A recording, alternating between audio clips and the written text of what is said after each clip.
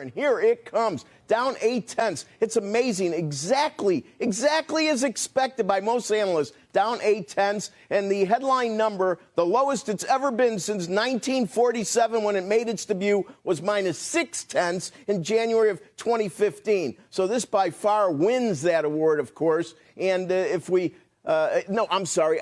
The last time it was January of 2015, -0.6. The all-time low actually is November of 2008 at -1.8. So we're not quite there yet. Now, if we strip out the all-important food and energy, that is the one that has never been seen before, down 0.4. Core, which it goes back to 1982 at -0.2 and 1963 at -0.3. Obviously, this wins. So it's the core that's all-time, never been down here at levels before. And if we look at year over year, 0.3, and core year over year 1.4. And this is also interesting. And I know friend of CNBC Peter Bookfar is out there somewhere listening. If you look at the year over year core, we've had 25 months in a row, Joe. It was either 2% or higher. That streak ends officially this month. And how did the markets react? Well, 141 and a 10 before, during, and after, 17 and a 2-year before, during, and after. This was picked and carefully handicapped because we all know some of the effects of shutting down the economy. But it doesn't dispel the notion that there's a lot of questions about prices, Joe. In the here and now, many believe it's going to be deflationary pressures as far as the eye can see. But there may be a point down the road where that may be reversing. And, of course, we know it all depends on the demand equation. Back to you. That's all right, Rick. You got in a higher close to the end there, a higher, which I was waiting for. Thank you. All right, Becky, are you back among the hearing now with the audio?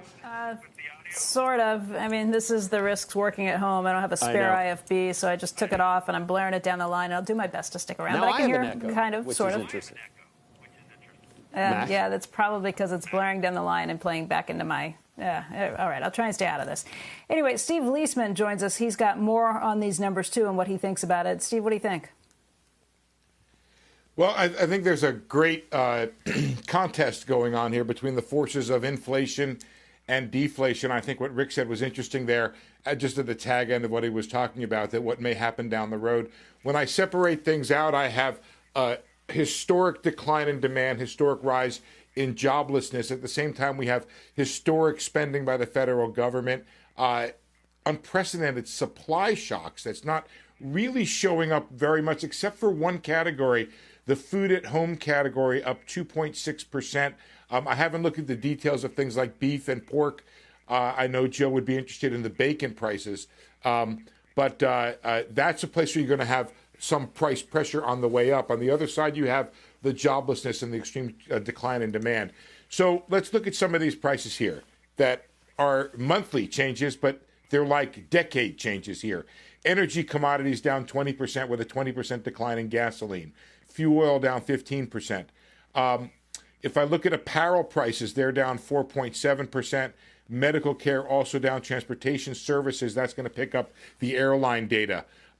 Overall, what you're going to have here is you're going to have the forces of deflation will win for a while.